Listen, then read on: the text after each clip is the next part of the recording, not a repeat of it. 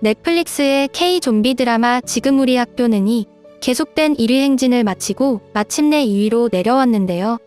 지금 우리 학교는은 공개된 다음 날인 1월 29일 첫 세계 1위를 달성하고 이후 15일간 압도적인 1위를 유지했습니다. 아쉽게도 지난 13일 실화를 바탕으로 한 애나 만들기에 자리를 내줬지만 현재 근소한 차이로 2위를 차지하며 여전한 흥행 파워를 보이고 있는데요. 이후에는 또 어떤 흥행작이 나올지 너무 기대가 되는 바입니다. 요즘은 해외에서 우리나라 작품들을 리뷰하는 게 하나의 컨텐츠로도 자리 잡은 만큼 그 위상이 점점 더 올라가고 있는데요. 최근 옆나라 일본에서 지금 우리 학교는의 흥행 이유를 낱낱이 분석했다고 합니다. 뉴스로 보도된 분석을 잠시 살펴보시죠. 학원 좀비 드라마가 어째서 이 정도로 세계를 열광시키고 있는 걸까? 세계적인 팬데믹이 이어지고 있지만 지금 우리 학교는 바이러스에 희생된 사람 혹은 바이러스와 싸우는 사람의 박진감 넘치는 연기로 그려졌다. 감염이 되고도 무증상인 경우는 현재 코로나 바이러스와 비슷한 설정이고 다른 세계의 이야기라고는 할 수 없는 스토리 전개였다. 군대가 학생들을 내버려두는 장면은 실제로 2014년 한국의 여객선 침몰 사건을 연상시키는 시청자들도 많지 않았을까 싶다. 학생들이 말하는 어른을 믿지 않는다라는 대사에는 한국 사회에 대한 통렬한 비판과 아이들의 절망이 담겨 있다. 그래도 가족이나 친구들을 지키고 싶다는 강한 결의를 관철시키는 등장인물들의 모습에 많은 시청자가 공감할 것이다. 여기까지가 보도된 내용인데요. 일본 방송 관계자의 분석을 인용했다고 합니다. 사실 이런저런 분석보다도 가장 중요한 것은 재미일 텐데요. 지금 우리 학교는의 경우 공개 이후 몇몇 해외 커뮤니티에서 혹평을 받기도 했습니다. 하지만 15일간 세계 1위를 유지했다는 것은 재미가 기반이 되지 않았다면 절대 불가능한 일이었겠죠. 이 분석을 접한 일본의 네티즌들은 각자의 분석을 공개하며 여러 의견을 나누고 있는데요.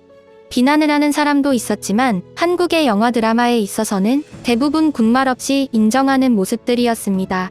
지금 우리 학교는에 이어 또 어떤 좀비물이 나올지 더욱 기대가 되는데요. 자, 그럼 지금부터 일본 네티즌들의 반응들을 함께 살펴보시죠. 좀비물은 질렸지만 이 작품의 경우 학생들이 아이디어를 나누고 탈출을 시도하는 점이 주요 포인트라고 생각한다. 캐릭터도 좋고 한국의 사회 정세도 그려져 있다. 3주 동안 반 정도를 봤는데 몇 번 봐도 질리지 않는 스토리가 재미있다. 주요 인물들이 전원 연기가 능숙하고 특히 양궁 언니의 멋있는 존재감이 굉장하다. 3, 4일 만에 다 봤다. 악역의 캐릭터도 좋았고 오징어 게임은 도중에 포기했지만 이것은 정말 재미있었다. 리얼감이 있어 공감할 수 있었다. 내용에 관해서는 어딘가에서 다 본 것들이고 새로운 점은 없었다. 귀멸의 칼날 같은 설정의 캐릭터도 나온다. 머지라고 느껴지는 부분도 있었지만 그것을 넘는 재미가 있었다. 다만 12화가 아닌 6화였다면 더 좋았을 것이라고 생각한다. 한국을 편애하는 건 아니지만 일본의 드라마는 매너리즘화가 계속되고 있고 유치하다. 무엇보다도 화질의 문제인지는 모르겠지만 좋은 TV로 봐도 영상이 깨끗하지가 않다. 오징어 게임이라든지 괴물이라든지 한국 드라마를 즐겨보고는 있습니다. 그런데 왜 이렇게까지 좀비물이 유행하는 걸까? 영화라면 모르겠지만 드라마는 아무래도 길게 느껴지고 지루하다. 내용 면에서도 갑자기 수수께끼 바이러스가 터져 인간들이 건물에서 공방전을 펼치는 전개를 쉽게 상상할 수 있다. 원 패턴이랄까? 이번엔 2화 도중에 꺼버렸습니다. 사람마다 취향이 다르고 세계적으로도 좀비물의 고정 팬들이 있습니다. 게다가 이 드라마는 세계 1위이기 때문에 좀비 때문만은 아니라고 생각합니다. 나는 오징어 게임이나 이것을 보진 않았지만 일본이 완전히 뒤처져 있는 것은 틀림없다. 한국의 영상은 높은 퀄리티를 가지고 있고 특히 대본이 출중하다. 그렇다면 일본은 불가능한가? 그것은 아니다. 창작을 못했다면 만화나 애니가 이 수준을 유지할 수 있을 리 없다. 영화 산업이 안 되는 것은 환경 때문이다. 일본은 초기 투자에 돈을 쓰지 않는다. 투자 전 리턴을 계산하고 위험하지 않는 범위에서만 투자한다. 그러므로 영화 산업도 반도체 클라우드 산업도 세계에서 경쟁할 수 없는 것이다. 한국은 그런 점들이 가능한 구조로 이루어져 있다.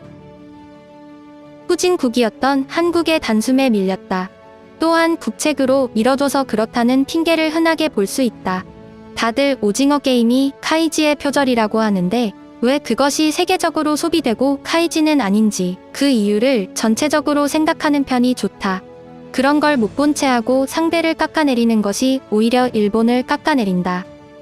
넷플릭스에서 시청할 수 있는 작품이 있고 아마존 프라임 등에서 시청할 수 있는 작품들이 있다.